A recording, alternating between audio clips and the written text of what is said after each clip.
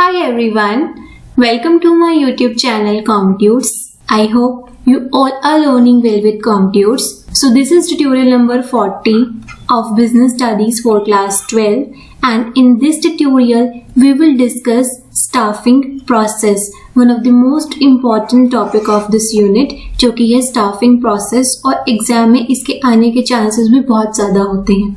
Okay तो आइए student start करते हैं हमारा आज का सेशन और समझते हैं स्टाफिंग का प्रोसेस क्या है।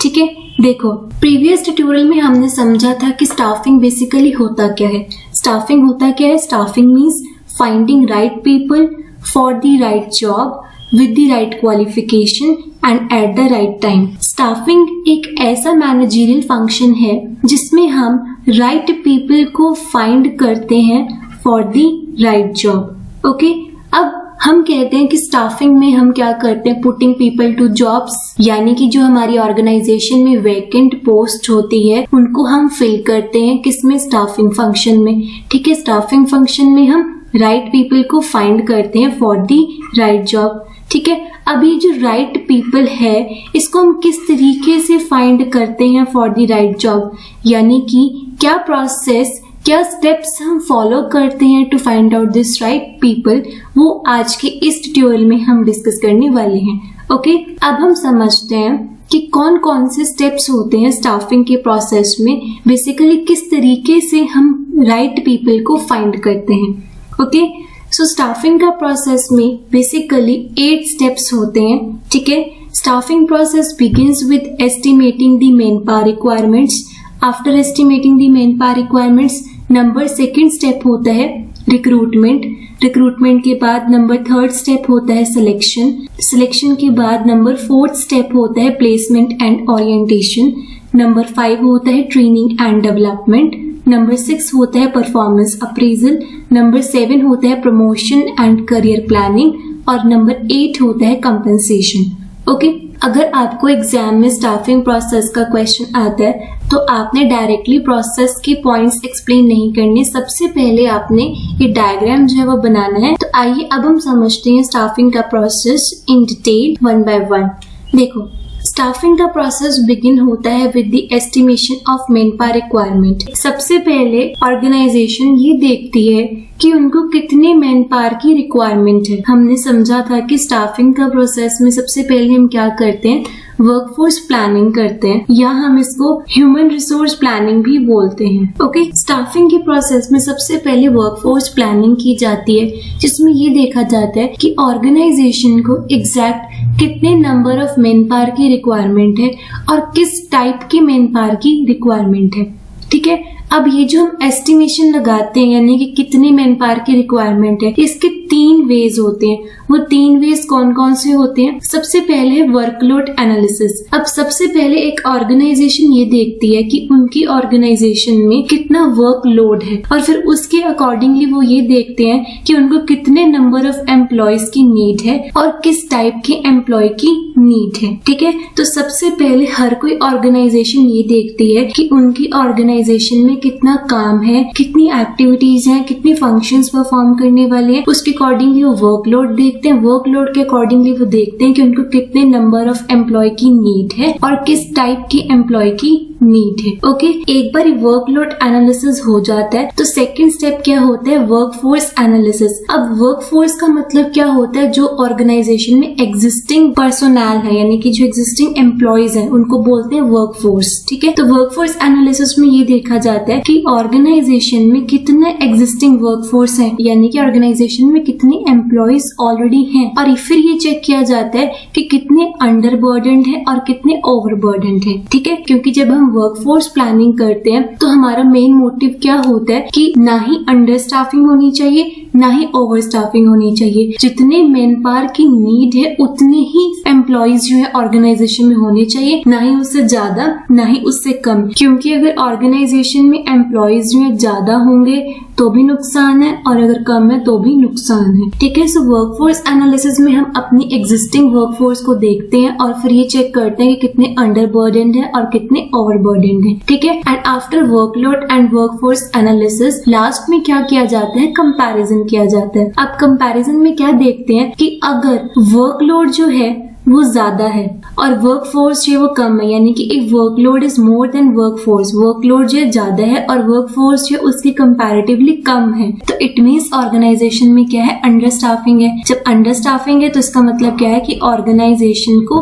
न्यू रिक्रूटमेंट की नीड है, यानी कि अब उनको नए एम्प्लॉयज हायर करने की नीड है। ठीक है। ऑन दी अदर हैंड अगर वर्कलोड तो कम है और वर्क फोर्स ज्यादा है, यानी कि work force is greater than workload, तो इस केस में क्या होगा, ओवर स्टाफिंग, यानी काम तो इतना ज्यादा है नहीं लेकिन उसके अकॉर्डिंगली वर्क फोर्स जो है वो ज्यादा है, तो इसका मतलब क्या है कि ओवर स्टाफिंग हो रखी है ऑर्गेनाइजेशन में। ठीक है। तो जब ओवर स्टाफिंग होगी तो हम क्या करते हैं, ट्रांसफर कर देते हैं एम्प्लॉयज को दूसरी ऑर्गेनाइजेशन में, या उनकी अर्ली रिटायरमेंट करते हैं या ले ऑफ करते हैं। ओके। तो सबसे पहले ऑर्गेनाइजेशन जो है मैन पावर रिक्वायरमेंट देखते हैं कि उनको कितने मैन पावर की नीड है। वो कैसे चेक करते हैं, सबसे पहले वो ये देखते हैं कि उनका कितना वर्कलोड है, उनको कितने नंबर ऑफ एम्प्लॉयज की नीड है और किस टाइप की एम्प्लॉय की नीड है। उसके बाद वो वर्कफोर्स एनालिसिस करते हैं, फिर वो ये देखते हैं कि उनके पास एक्चुअल में उनके ऑर्गेनाइजेशन में फिलहाल यानी करंट में उनके पास कितने एम्प्लॉय हैं। ओके। फिर ये एनालाइज किया जाता है कि कितने अंडरबर्डन्ड है और कितने ओवरबर्डन्ड है, यानी कितने एम्प्लॉयज ऐसे हैं जिनके पास तो इतना ज्यादा काम है ही नहीं और कितने एम्प्लॉयज ऐसे हैं जिनके पास बहुत ज्यादा काम है।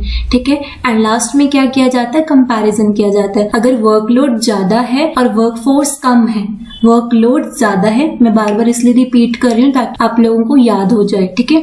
अगर वर्कलोड ज्यादा है और वर्क फोर्स जो है उसके कंपैरेटिवली कम है, तो इस केस में क्या है, हमारी ऑर्गेनाइजेशन की कंडीशन क्या है, अंडर स्टाफिंग।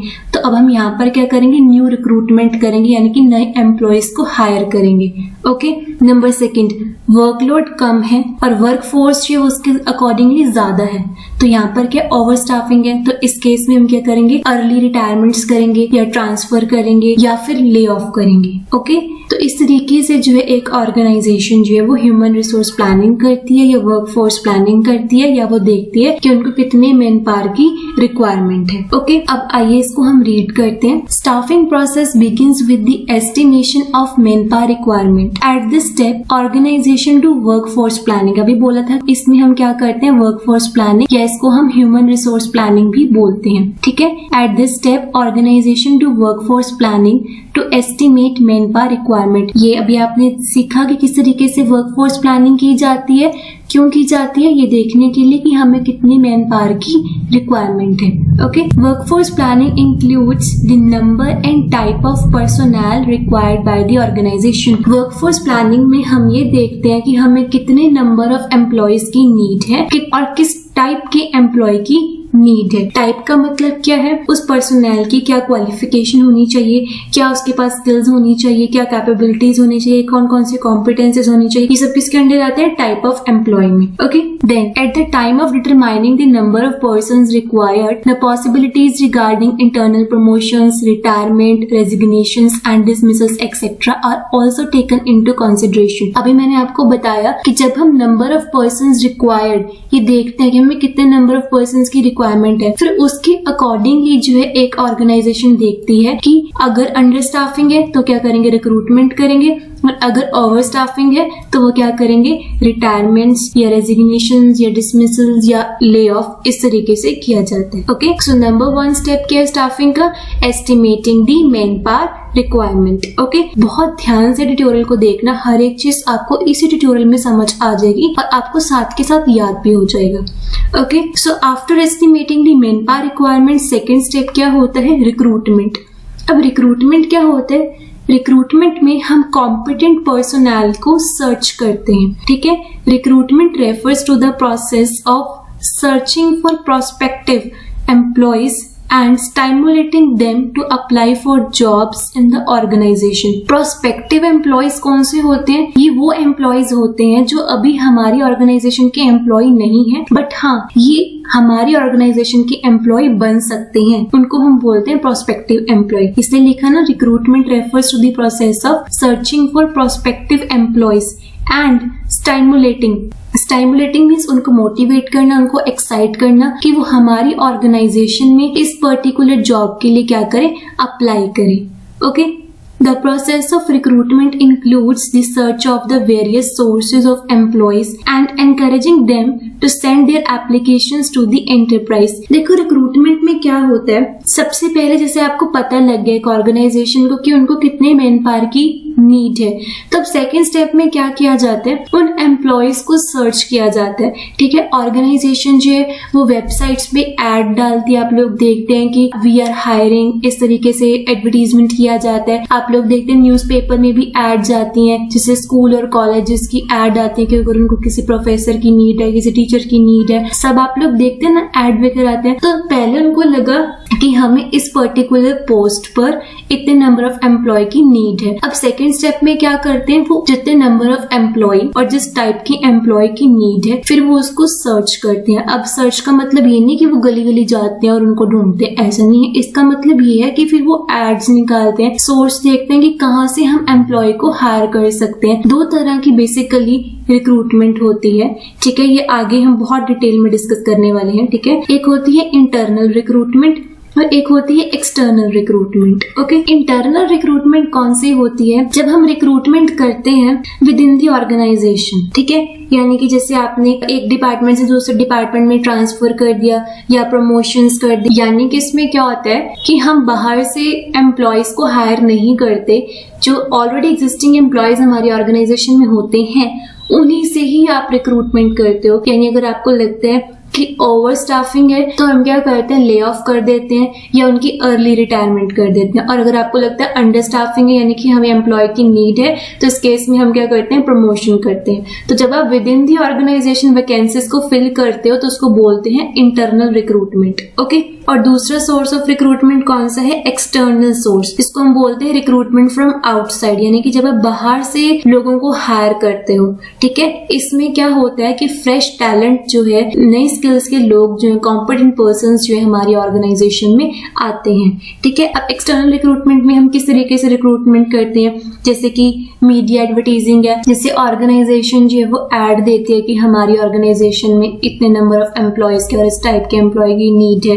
ठीक है, कैंपस रिक्रूटमेंट होती है, वॉक इन इंटरव्यूज है, कैजुअल कॉलर्स होते हैं, ये सारे के सारे जो होते हैं एक्सटर्नल रिक्रूटमेंट का पार्ट होते हैं। ठीक है, तो ऑर्गेनाइजेशन को जब भी पता लग जाता है कि उनको कितना नंबर ऑफ मैन पावर की नीड है और किस टाइप की मैन पावर की नीड है, तो फिर वो उसी के अकॉर्डिंगली सोर्स ऑफ रिक्रूटमेंट जो है वो सेलेक्ट करते हैं। Okay, The objective of recruitment is to create a pool of the prospective job candidates. अब इस लाइन का मतलब क्या है, रिक्रूटमेंट ना एक पॉजिटिव प्रोसेस है। अब पॉजिटिव प्रोसेस कैसे है, रिक्रूटमेंट में हम ज्यादा से ज्यादा लोगों को इनवाइट करते हैं कि वो हमारी ऑर्गेनाइजेशन में आए और इस पर्टिकुलर जॉब के लिए अप्लाई करें। दैट इज वाई हम इसमें बोलते हैं कि रिक्रूटमेंट का मेन ऑब्जेक्टिव क्या होता है, is to create a pool of the prospective job candidates. यानी कि जितने ज्यादा एप्लीकेंट्स आपके ऑर्गेनाइजेशन में अप्लाई करेंगे उतने ज्यादा चांसेस होंगे कि आप बेस्ट एम्प्लॉय को सेलेक्ट कर पाए।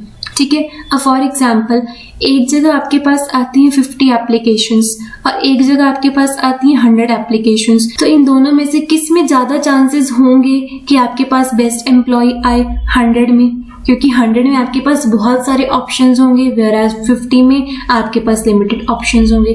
दैट इज वाई रिक्रूटमेंट को हम पॉजिटिव प्रोसेस बोलते हैं।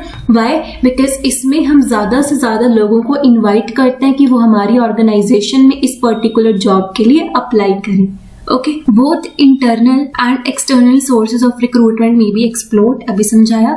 इंटरनल सोर्सेज में be used to a limited extent, for fresh talent and wider choice external sources are used. Okay, तो ये होता है आपका second step under the staffing process, जो कि है रिक्रूटमेंट। अब आफ्टर रिक्रूटमेंट हमारा थर्ड स्टेप क्या आता है, सिलेक्शन। अब रिक्रूटमेंट में हमने क्या किया, एम्प्लॉय की सर्च की, हमने ज्यादा से ज्यादा कैंडिडेट से एप्लीकेशंस मंगवाई। ठीक है, अब सिलेक्शन में हम क्या करेंगे, जो आपके पास एप्लीकेशंस आई हैं रिक्रूटमेंट के प्रोसेस में, अब उन एप्लीकेशंस की स्क्रूटनी की जाती है, देखा जाता है कि आपकी ऑर्गेनाइजेशन के अकॉर्डिंगली कौन सा बेस्ट है, एंड देन जो बेस्ट कैंडिडेट होता है उसकी एप्लीकेशन को क्या किया जाता है, सेलेक्ट किया जाता है। ओके इसीलिए जो सिलेक्शन का प्रोसेस है इसको नेगेटिव और इसको डिस्क्रिमिनेटरी प्रोसेस भी बोला जाता है। सिलेक्शन प्रोसेस नेगेटिव क्यों है? क्योंकि इसमें हम क्या करते हैं, एप्लीकेंट्स की जो एप्लीकेशंस होती हैं उसको हम क्या कर देते हैं, रिड्यूस कर देते हैं। जो सुटेबल एप्लीकेंट्स होते हैं उनको जॉब दे देते हैं और जो अनसुटेबल एप्लीकेंट्स होते हैं उनको रिजेक्ट कर देते हैं। Okay so after recruitment of the candidates, selection of suitable employee is made. Selection is the process of choosing from among the pool of the prospective job candidates developed at the stage of recruitment. अभी जैसे आपको बताया था कि recruitment के process में हम क्या करते हैं, एक पूल बना लेते हैं, सॉर्ट ऑफ लाइक दिस कि इस तरीके से पूल बना लिया जाता है एप्लीकेशन का, जस्ट आपको समझाने के लिए, ठीक है। तो ये रिक्रूटमेंट में हम ये पूल बनाते हैं एप्लीकेंट्स के एप्लीकेशंस का। अब सिलेक्शन में क्या करते हैं, ये जितनी भी आपके पास एप्लीकेशंस आई हैं इनमें से जो बेस्ट है उसको हम क्या कर लेते हैं, सेलेक्ट कर लेते हैं। Okay selection is a discriminatory process. अभी आपको बताया था कि सिलेक्शन जो है एक नेगेटिव प्रोसेस है, सिलेक्शन जो है वो एक डिस्क्रिमिनेटरी प्रोसेस है। Why? Because here suitable applicants are provided employment and unsuitable applicants are rejected. अब सपोज करो इस पूल में से सिर्फ आपको 3 ही एम्प्लॉयज जो है वो सुटेबल लगे, तो आपने इन 3 एम्प्लॉयज को क्या किया, सेलेक्ट कर लिया और बाकी के जितने भी एम्प्लॉयज उनको क्या कर दिया, रिजेक्ट कर दिया। ठीक है, दैट इज वाई सिलेक्शन को हम नेगेटिव प्रोसेस बोलते हैं और रिक्रूटमेंट को हम पॉजिटिव प्रोसेस बोलते हैं, क्योंकि रिक्रूटमेंट में हम ज्यादा से ज्यादा एप्लीकेशंस मंगवाते हैं और सिलेक्शन में हम सिर्फ सुटेबल एप्लीकेंट्स की एप्लीकेशंस को रखते हैं और अनसुटेबल एप्लीकेंट्स की एप्लीकेशन को रिजेक्ट कर देते हैं। ठीक है, तो हमारा थर्ड स्टेप क्या होता है, selection. After selection fourth step क्या होता है, प्लेसमेंट एंड ओरिएंटेशन। अब जो एम्प्लॉय आपने सेलेक्ट करे हैं, अब इसमें क्या किया जाता है कि उन एम्प्लॉयज को उनकी प्लेस पर प्लेस किया जाता है। एंड सेकेंड ओरिएंटेशन, यानी कि उन एम्प्लॉयज को ऑर्गेनाइजेशन में इंट्रोड्यूस किया जाता है, उनको ऑर्गेनाइजेशन का कल्चर, ऑर्गेनाइजेशन की वैल्यू के बारे में बताया जाता है। Okay, so placement process starts after an applicant is selected. Placement is a process of assigning a specific rank, job and associated responsibilities to the selected candidates, जिसमें हम एम्प्लॉयज को स्पेसिफिक रैंक, उसके जॉब और जो उसकी job के साथ responsibilities हैं वो उसको देते हैं। ठीक है, यानी कि जिस पोजीशन के लिए आपने उस एम्प्लॉय को हायर किया है, अब आप उसको उस पोजीशन पर प्लेस करते हैं। Okay, it involves matching the requirements of a job with the skills, abilities and aptitude of the candidate. Once an employee selected, जब एम्प्लॉय सेलेक्ट हो जाता है और जब आप उसको प्लेस भी कर देते हो अप्रोप्रिएट जॉब पर, now he is familiarized with the job in the organization through a process known as orientation. यानी कि जब हम उस कैंडिडेट को उसकी जॉब पर प्लेस कर देते हैं तो हमारा नेक्स्ट स्टेप क्या होता है कि हम उसको क्या करते हैं, ऑर्गेनाइजेशन से फैमिलराइज करवाते हैं, यानी कि उसको बताते हैं कि ऑर्गेनाइजेशन का क्या कल्चर है, ऑर्गेनाइजेशन की वैल्यू, यानी उसको क्या किया जाता है, ऑर्गेनाइजेशन में इंट्रोड्यूस किया जाता है। एंड इस प्रोसेस को क्या बोला जाता है, इंडक्शन एंड ओरिएंटेशन। ओके, अभी जो ओरिएंटेशन है ना, ये भी 2 तरीके की होती है, एक होती है फॉर्मल और एक होती है इनफॉर्मल। ओके, फॉर्मल ओरिएंटेशन वो ओरिएंटेशन होती है जो एक स्ट्रक्चर्ड फॉर्म में होती है, और इनफॉर्मल जो होती है जो एक नॉर्मल, बिना किसी स्ट्रक्चर, बस आप नॉर्मली कर रहे हो। और जो इनफॉर्मल ओरिएंटेशन होती है इसको बोला जाता है सोशलाइजेशन। ओके, ये जस्ट आपकी नॉलेज के लिए, क्योंकि आपको क्लास 12 में इतना डिटेल में नहीं है। Okay, so orientation is a process of familiarising a new recruit into the organisation. Orientation का मतलब क्या होता है कि ओरिएंटेशन एक ऐसा प्रोसेस है जिसमें जो नया पर्सन हमारी ऑर्गेनाइजेशन में आता है उसको हम ऑर्गेनाइजेशन के बारे में बताते हैं, ऑर्गेनाइजेशन से उसको फैमिलराइज करवाते हैं। ठीक है, तो फोर्थ स्टेप क्या होता है, प्लेसमेंट एंड ओरिएंटेशन। अब जब आपने प्लेस कर दिया उस पर्सन को उस जॉब पे और उसको ऑर्गेनाइजेशन में इंट्रोड्यूस भी करवा दिया, तो नेक्स्ट स्टेप क्या होता है, ट्रेनिंग एंड डेवलपमेंट। अब ट्रेनिंग एंड डेवलपमेंट में क्या होता है कि जो भी पर्सन आपके ऑर्गेनाइजेशन में नया आएगा वो एकदम से तो काम करना नहीं स्टार्ट करेगा। ठीक है, सबसे पहले उस पर्सन को ट्रेनिंग दी जाती है उस पर्टिकुलर जॉब के लिए जो उसने काम करना है। ठीक है, एंड देन उसकी डेवलपमेंट की जाती है। ट्रेनिंग क्यों की जाती है कि जो उसकी करंट जॉब है, यानी जिस जॉब पोजीशन के लिए आपने उस पर्सन को हायर किया है उसमें उसकी परफॉर्मेंस जो है इम्प्रूव हो, उसकी प्रोडक्टिविटी और उसकी एफिशिएंसी जो है वो इंक्रीज हो। ठीक है, कोई भी ऑर्गेनाइजेशन है, चाहे प्राइवेट है, चाहे पब्लिक है, चाहे गवर्नमेंट सेक्टर है, हर कोई ऑर्गेनाइजेशन जब भी कोई न्यू रिक्रूट करती है, सबसे पहले क्या किया जाता है, ट्रेनिंग की जाती है। अब जनरली ट्रेनिंग जो होती है 2-3 मंथ्स की होती है, डिपेंड करता है, किसी किसी ऑर्गेनाइजेशन की 6 मंथ्स की ट्रेनिंग भी होती है। सो डिपेंड करता है organisation to organisation and nature of work पे डिपेंड करता है कि कितने टाइम पीरियड की ट्रेनिंग होगी। ओके, और ये जो ट्रेनिंग का टाइम पीरियड होता है इसको बोलते हैं पीरियड ऑफ प्रोबेशन। ओके, तो जब पर्सन को इंट्रोड्यूस कर दिया जाता है ऑर्गेनाइजेशन में, तो उसके बाद क्या किया जाता है, उस पर्सन को ट्रेनिंग दी जाती है उस पर्टिकुलर फील्ड जिसमें उसने काम करना है। Okay, at this step of process of staffing, training and development are imparted to the employees so that their efficiency and effectiveness is increased. Training is a process of learning a sequence of programmed behavior. It improves the employee's performance on the current job and prepares them for an intended job. यानी कि training हम क्यों देते हैं employ को, ताकि उसको पता लग जाए कि उसका क्या काम है, उसने किस तरीके से करना है, ताकि उसकी एफिशिएंसी इंक्रीज हो, उसकी प्रोडक्टिविटी इंक्रीज हो, वो काम को सही तरीके से कर पाए और उस एम्प्लॉय की जो परफॉर्मेंस है वो भी इम्प्रूव हो। क्योंकि जो नया नया एम्प्लॉय ऑर्गेनाइजेशन में आएगा, एकदम से उसको भी काम के बारे में नहीं पता होता है कि क्या करना है, कैसे करना है, किस तरीके से डील करना है। तो ट्रेनिंग जो है that is very very important. Okay, on the other hand, development is a long-term educational process. हाँ, आपने याद रखना है कि ट्रेनिंग जो है वो एक शॉर्ट टर्म प्रोसेस है, क्योंकि ट्रेनिंग सिर्फ करंट जॉब के लिए दी जाती है, ठीक है। Whereas जो डेवलपमेंट है वो एक लॉन्ग टर्म प्रोसेस है। डेवलपमेंट फ्यूचर ओरिएंटेड है। ट्रेनिंग में सिर्फ हम करंट जॉब पर फोकस करते हैं, लेकिन डेवलपमेंट जो है एक एम्प्लॉय की ओवरऑल एस्पेक्ट को कवर करती है और वो उसके सिर्फ करंट पे नहीं बल्कि उसके फ्यूचर पे भी फोकस कर जो है उसकी एबिलिटी को और उसकी स्किल्स को इम्प्रूव करती है।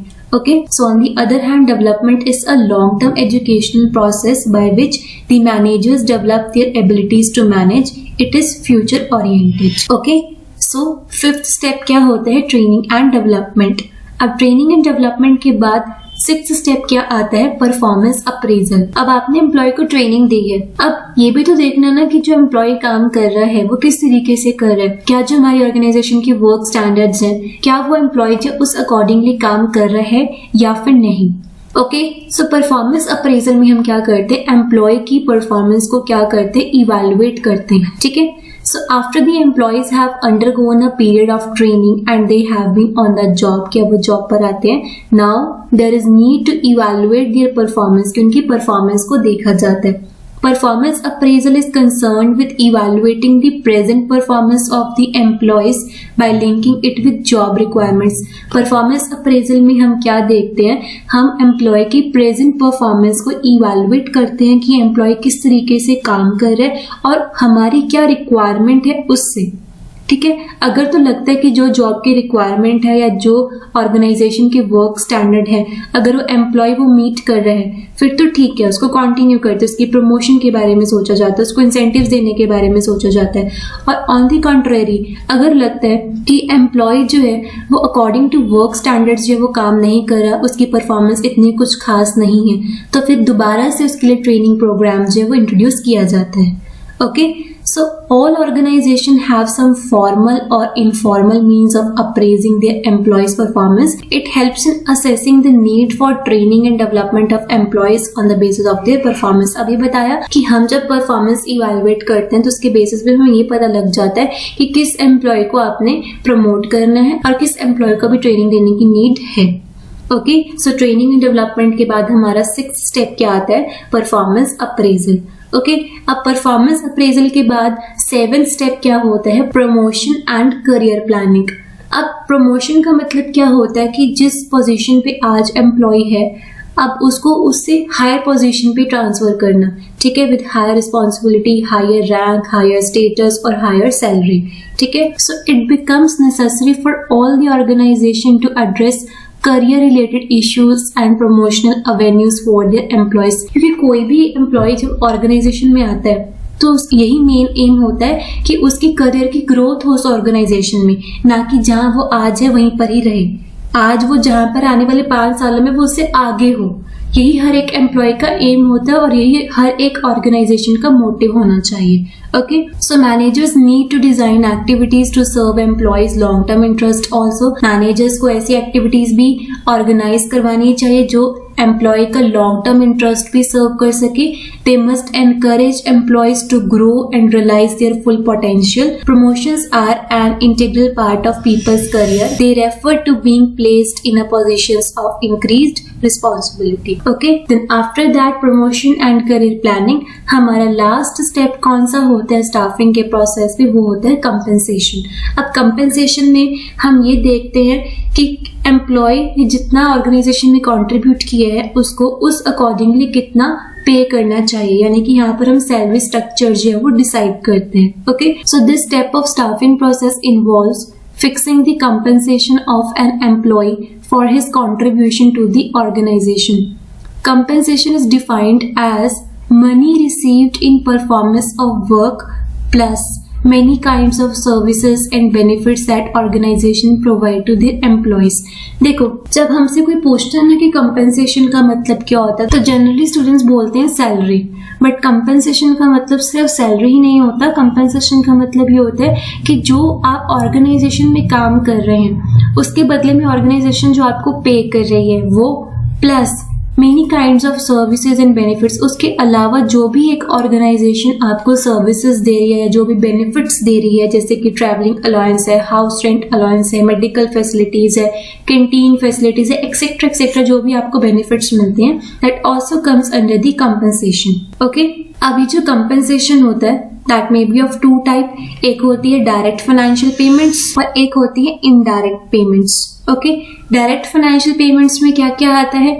It includes wages, salaries, incentives, commissions and bonuses. Now it may be paid on two basis. ये भी दो बेसिस पे पे की जाती है. जो डायरेक्ट फाइनेंशियल पेमेंट्स है ये भी दो बेसिस पे पे की जाती है. एक है टाइम बेसिस पे और एक पे की जाती है परफॉर्मेंस बेसिस पे. ओके, अब टाइम बेस्ड पेमेंट क्या होती है? इसमें जो आपको सैलरी और वेजेस जो वो पे की जाती हैं इधर वीकली या डेली या मंथली या फिर एनुअली. ओके, और परफॉर्मेंस बेस्ड पेमेंट क्या होती है? इसमें जो आपको सैलरी या वेजेस पे की जाती है that are paid on the basis of number of units produced by an employee. यानी कि एक एम्प्लॉय कितने नंबर ऑफ यूनिट्स प्रोड्यूस कर रहा है, उसकी क्या परफॉर्मेंस है, उसके बेसिस पे उसको पेमेंट की जाती है.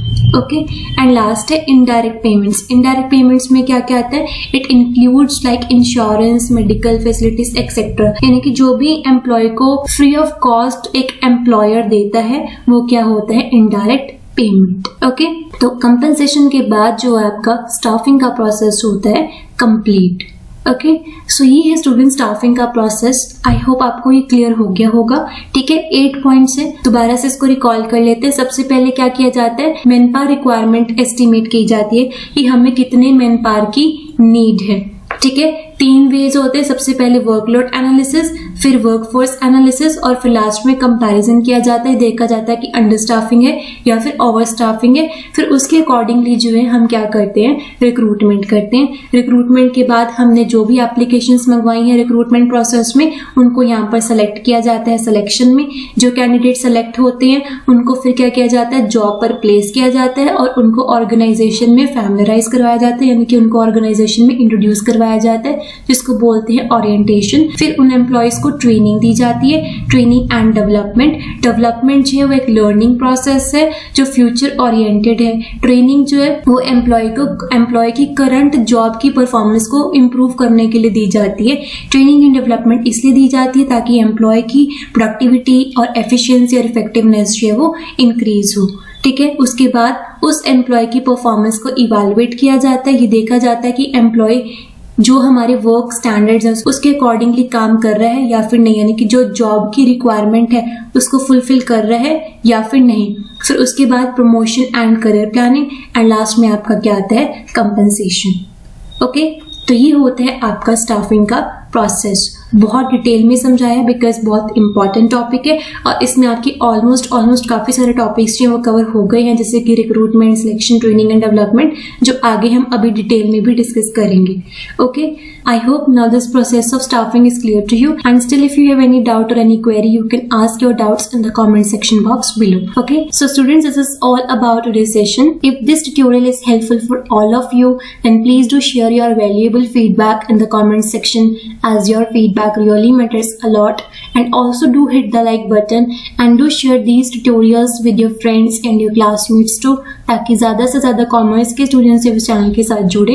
एंड लास्ट में students also follow me on Instagram for more updates. Okay, and last me guys, thank you for watching this tutorial. Bye bye, take care, have a great day ahead, study smart and stay motivated.